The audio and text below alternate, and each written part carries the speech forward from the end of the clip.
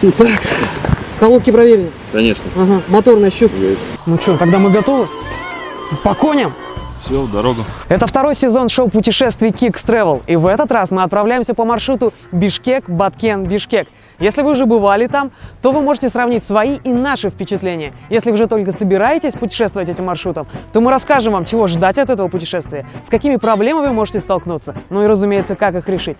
Если с преамбулой уже покончено, то, как завещал нам Юрий Алексеевич, поехали! И поедем мы, конечно, на машине, но я уверен, что это путешествие будет просто космос. Итак, мы выехали рано утром из столицы, и наш маршрут включал в себя следующие города и веси. Мы плавно перенеслись через Тёшу, Алабель, проскочили на рынок Токтагульское водохранилище, сделали мягкую остановку в городе Ош и далее направились через Кызылкию и Кадамжай в Баткен. Первую остановку мы сделали на перевале Тюашу перед въездом в туннель и решили организовать импровизированный пикник из припасов, взятых в дорогу. Так, ребят, ну я хозяйка от бога, так что вот приготовила свои фирменные лучшие блюда. Сертификата профессионального повара у меня пока нет, но наш экипаж остался сыт и доволен. Это перевал Туашу. Он находится в горах Алато на стратегической трассе Бишкек-Ош, которая соединяет север и юг столицы. Эта трасса считается самой опасной в Центральной Азии, но это компенсируется прекрасными горными пейзажами и чистым воздухом. На северном склоне располагается лечебница для людей, страдающих астмой. Ну и, как вы знаете, горный воздух очень полезен для дыхательной системы. Но вот пока до нее доедешь, нервы тоже придется и подлечить.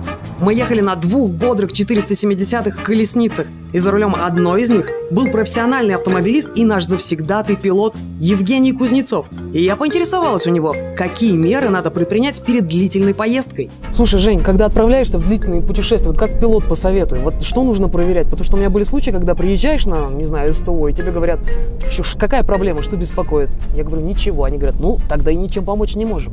Не, ну в любом случае надо машину осматривать перед каждым выездом. Тем более дорога на Ош, она у нас вся проходит по горному маршруту, так скажем. Ну, я, например, на своем опыте в первую очередь проверяю тормозную систему. А почему именно ее? Подъемы, спуски. На спусках часто как бы колодки дымятся, то есть от перегрева. Так, а следующим пунктом, то есть колодки Да. мы номер раз называем? Моторное масло. Обязательно. То есть это щуп достаточно, если я сама возьму, проверю уровень масла? Ну, надо проверить километраж, когда вы меняли масло, то есть по сервисной книжке. Тем более, если вы едете на автомате, как бы подъемы, коробка очень нагружается. Часто это приводит к перегреву. Я полагаю, Америку мы вам не открыли, сказав, что нужно обратить внимание на тормозную систему и масло в двигателе. Но вот чего Женя не назвал, так это хорошую компанию. Нет, вы можете заценить звук в туннеле. Это просто, знаете, грохочет, ну я не знаю, как будто рядом проезжает поезд. Туннель очень узкий, как вы можете видеть, и фуры, говорят, даже задевают стенки и царапают их. И мы находимся на контрольной точке трассы Бишкек-Ош. Это перевал Алабель, который находится на высоте 3175 метров над уровнем моря. Добро пожаловать в зиму! Как? Черт, значит, война, какого черта?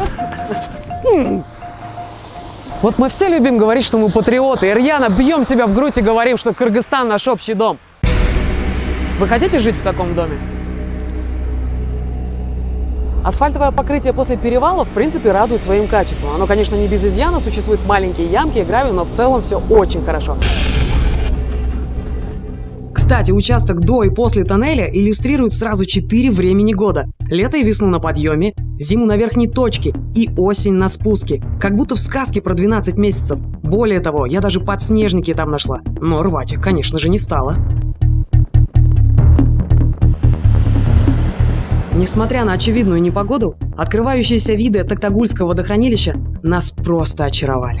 При словосочетании «жемчужина Кыргызстана» в первую очередь мы думаем об Иссык-Куле, но это не единственное сокровище нашей страны. Также водной жемчужиной можно назвать Токтагульское водохранилище, которое является самым крупным не только в стране, но и во всей Центральной Азии. Средняя глубина 215 метров, размеры 65 на 12 километров. И это место очень любят дайверы и рыбаки. Ведь здесь водится сазан, карась, форель, креветки и даже медузы. А в летний период времени местные жители оккупируют берега и загорают, и даже купаются. Ведь здесь не слышно шума машин, не видно проводов, и воздух всегда чист. Мы также не могли не остановиться возле реки Нарын, чтобы полюбоваться ее изяществом и красотой, которые так очевидно выражаются в слиянии двух рек. Река Нарын происходит от слияния двух рек, Большого и Малого Нарына, питается ледниковой водой Тянь-Шани и проходит через Иссык-Кульскую, Нарынскую и Джалабадскую область. Но, если честно, для меня она похожа на драгоценный камень, просто как изумруд. И я бы мечтала, чтобы кто-нибудь когда-нибудь мне ее подарил. Оксана, я подарю тебе этот Нарын. Любимая, я подарю тебе эту звезду.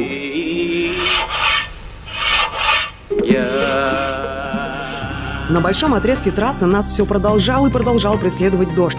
И на некоторых участках дорожное полотно превратилось в каток. Мы были свидетелями пары заносов нерадивых автомобилистов, так что решили сбросить скорость и доехать в целости. Обеспечивает максимальную мощность, уменьшает износ двигателя. Моторное масло Kix надежно защищает двигатель, экономит топливо. Моторное масло Kix стабильно работает при экстремальных нагрузках. Не подведет даже в суровые морозы. Железная банка, железные гарантии. Высокие технологии, сделано в Южной Корее. Моторное масло Kix. Дорог много. Kix 1.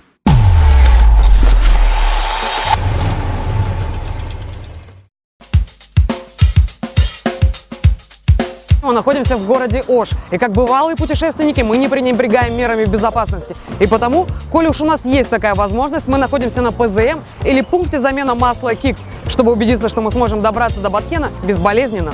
Не подумайте, что мы уже совсем профаны. Конечно, мы поменяли масло еще в Бишкеке, но превентивные меры никогда не бывают лишними, поэтому поговорим со специалистом.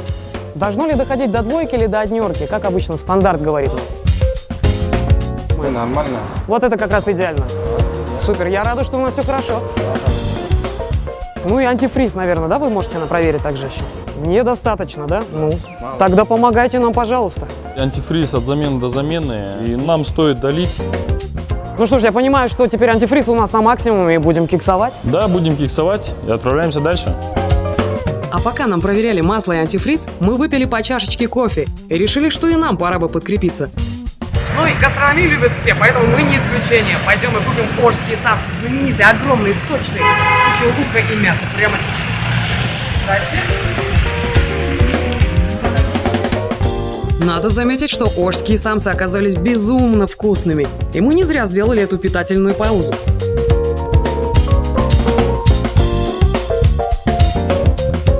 Дорога из Оша в Баткен может вас порадовать не только живописными видами, но и диковинными представителями флоры. Мы случайно, проезжая в машине, увидели кисличку. Знаете, многие в городе уже, в принципе, не знают, что это такое. Иди, постойте, не убегайте, хотим купить. А почем? 50 сомов. Все, спасибо. Ребят, если жизнь кажется вам сладкая, кисличка в помощь. Так, ну вот такой прекрасный букет мы взяли за 50 сомов. Это кисличка. Ну, я думаю, по названию можно понять, что это такое. Едим в поле, поэтому сначала ополоснем. Так. Очень, знаете, такое прям на ощупь, как будто оно в песке находится. Так, думаю, достаточно. Будем пробовать. Так, срезаем немножечко. Так, это в поле.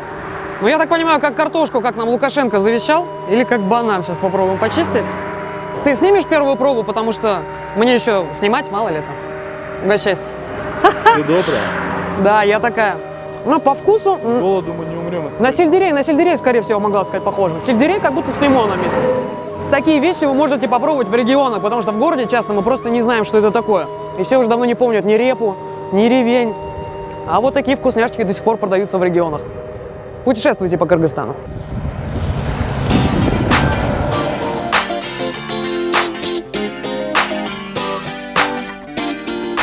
Мы находимся в Наакатском районе, погода немножко прояснилась, стало не совсем солнечно, но все-таки приятно. Вы посмотрите на эти альпийские луга.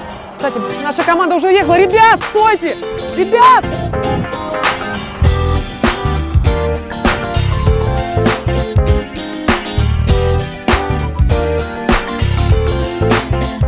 Знак был 60. Внимательно будьте. Следующей промежуточной точкой на карте нашего маршрута стал город Наакат, который находится в 48 километрах от южной столицы нашей страны. Название города происходит от турецко-персидских слов «нов» – кустарник и «кат» – многослойный, то есть многослойный кустарник. Мы сейчас проезжаем центр Нааката, и больше всего, что мне запомнилось, конечно, это узкие улицы, такое плотное тесное движение, похоже немножечко на Чайнатаун или на центр нашего города. это место нас, как поклонников качественных дорог и хорошего асфальта, сильно зацепило. Это стратегический участок, ведущий из Аша в Баткен. И уже много лет он числится как сданный в эксплуатацию объект. Но что мы имеем по факту? Он отмечен на картах, но функционал свой абсолютно не выполняет и не несет пригодной пользы водителям. Ну, по-моему, это мертвые души Гоголя.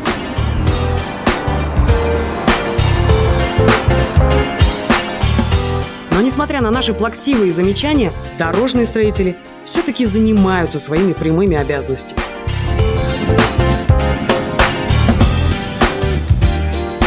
Спустя некоторое время мы добрались до Баткенской области, встретившей нас алыми маками. Город Кызылкия, который лежит на пути нашего следования в Баткен. Город Кызылкия или Красная Тропа был основан в 1868 году на месте угольного месторождения. И тогда в Советском Союзе он имел стратегическое значение. И если угольная промышленность потеряла свою актуальность на сегодняшний день, то дань прошлому отдана в виде памятника, который стоит при въезде в Баткенскую область и город Кызылкия.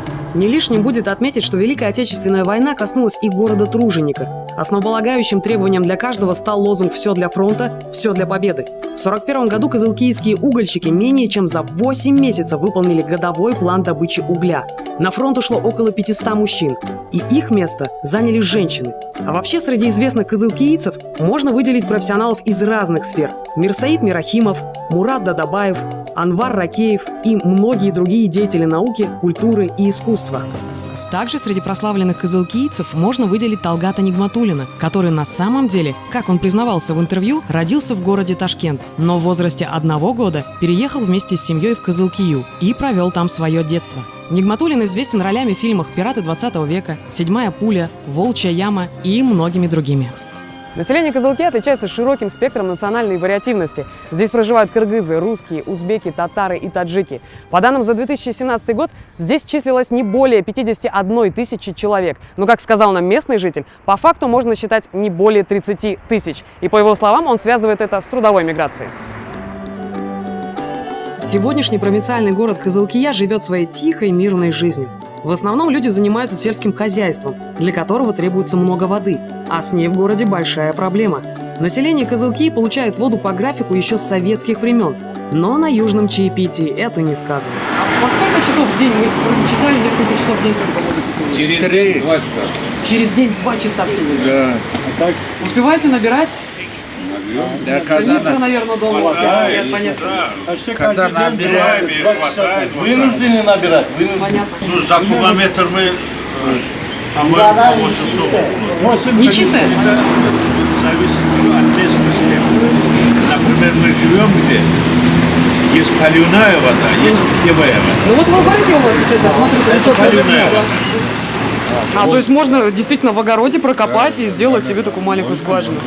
Там внизу где-то 8-10 метров ходит. Долго копать здесь, придется. Здесь, не знаю, наверное, 30 метров. Больше. Ну я, по крайней мере, вижу, на чай у вас вода есть, хватает. На чай? Да, для Дастракона. Набираем. Итого государство утверждает, что вода поступает населению 2 часа 2 раза в сутки. А по факту оказывается, что воду нужно набрать за пару часов на 2 дня вперед, до следующего поступления.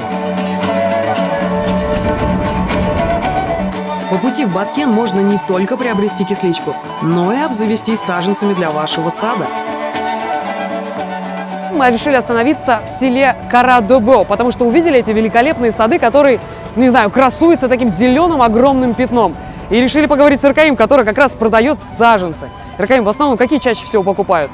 Я вот у вас увидела миндаль, гранат, яблоки. Это самые популярные? Самые ходовые – это яблоки, персики, миндали, груши. Слушайте, а если вот я теоретически посажу дерево, я так понимаю, что оно еще небольшое, вот мы сейчас гранат как раз видим, через сколько лет я смогу уже взять его в руки, разломить и попробовать его сочную красную плоть? Через 3 лет. Через 3 года уже можно будет. Так, хорошо. А что с миндалем тогда? Миндали тоже такие. Через 3 года вы можете... Через 3 года полноценное дерево вырастет. Можете урожай уже. Иркаим, ну помимо саженцев, я так понимаю, что мы можем видеть плод уже ваших работ вот как раз вот в этом поле. Я так понимаю, что вот здесь у нас справа яблоки находятся, а слева вот эти кустистые деревья, такие уже деревья, которые расширяются к кроне, это персики. Нам эти волосатые персики больше нравятся. Я так понимаю, что они слаще, чем обычные. Да-да. так получается, да? А с яблоками вот мы немножечко за кадром с вами поговорили, вы сказали, что сладкие выращиваются. Популярны ли кислые? Потому что я очень люблю кислые яблоки и редко где найти можно. Ну, у нас много кислые яблоки. Есть тут кислые и сладкие. А как сорт называется? Крипсон.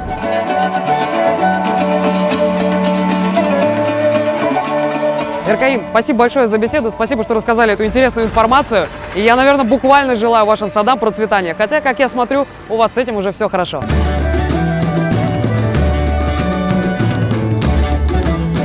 И знаете, после того дорожного раздрая, который мы видели до этого, вот эта дорога по пути в Кадамжай – это просто песня. Она настолько классная, что даже Део Тика мчит Акимузырать. Мы добрались до города, который находится на самой оконечности Ферганской долины, втиснувшись между горами Алайского хребта. Свято место пусто не бывает, и поэтому экипаж Kicks Travel сейчас находится здесь.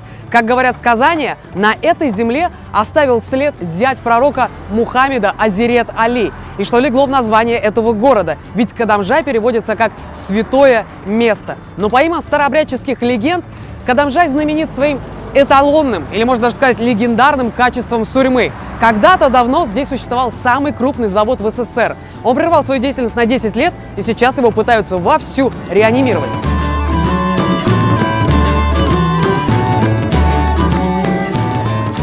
В отличие от спокойной и размеренной Кызылкии, Кадамжай удивил нас своей суетливостью и многолюдными улицами, и мы ненадолго влились в его поток, чтобы ощутить атмосферу далекого промышленного города. Добрый день! Помимо добычи сурьмы, Кадамжай может похвастаться озером Джидалик, воды которого считаются целебными. К сожалению, у нас не хватило времени добраться до него, но местные жители уверяли нас, что его стоит увидеть. Так что будете в Кадамжае, не упустите эту возможность, как мы. До светофора, не направо, а едет еще прямо. То есть на перекрестке прямо? До кольца. А сюда направо. То есть от кольца направо? Да, направо едете, там с этой стороны Фрунзе, имени Фрунзе, там. И дальше проезжаете чуть-чуть. МЧС начнется, и кого-нибудь просите дом купить. Ага. Имени Виктор Мамаджан.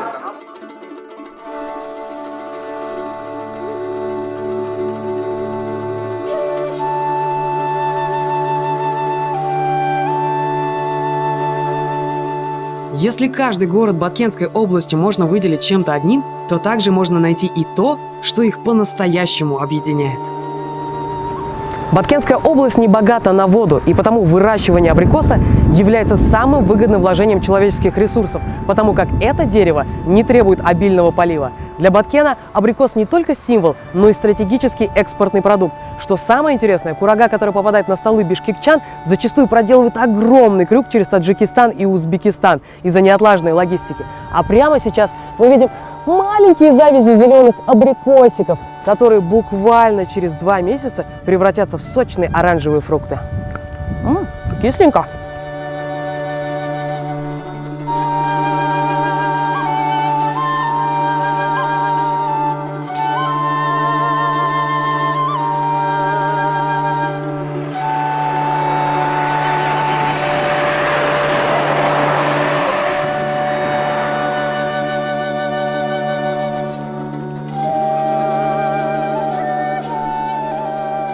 Также визитной карточкой Баткенской области можно назвать рис, сбор которого приходится на сентябрь. А пока вдоль дороги можно увидеть вот такие озерца или лужицы, в которые вручную высаживают проросшие стебельки риса.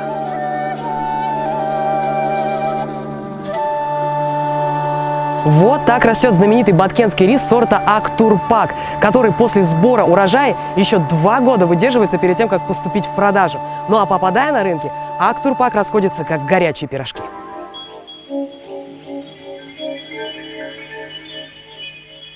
Извилистая горная дорога привела нас к заброшенным нефтяным вышкам, напоминающим декорации из апокалиптического фильма.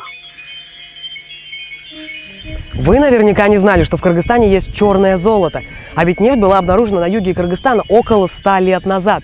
Позднее здесь установили вышки и поставили промышленное производство на поток. Но, к сожалению, нам не удастся воспользоваться местным сырьем, потому как нефтяные месторождения были проданы узбекским предпринимателям.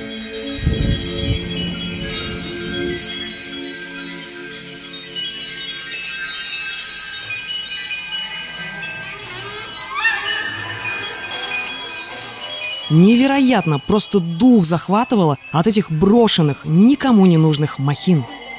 На вид большая часть техники пришла в запустение, покрылась ржавчиной, но некоторые краны и вентили все еще на ходу.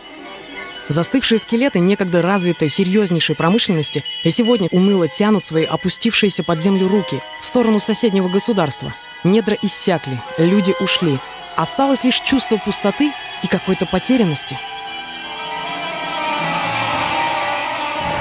Ну что ж, пришло время закладки очередного клада от Kicks Travel. И что же это будет, Жень? Ну скажи уже.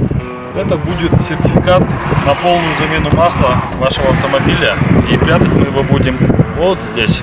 Кстати, потому что более стратегически важного и живописного места, чем нефтяные вышки в селе Актурпак, нам не найти. Я предлагаю тебе мне помочь.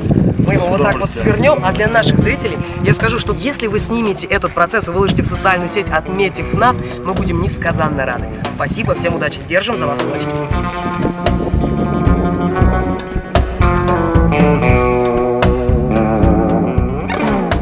Ну что ж, искатели клада, сертификат ждет вас возле самой близстоящей к дороге вышки в селе Актурпак. И, конечно же, мы оставили для вас подсказку в виде логотипа нашей передачи. Вам удачи, а вашему коню масло от Kicks.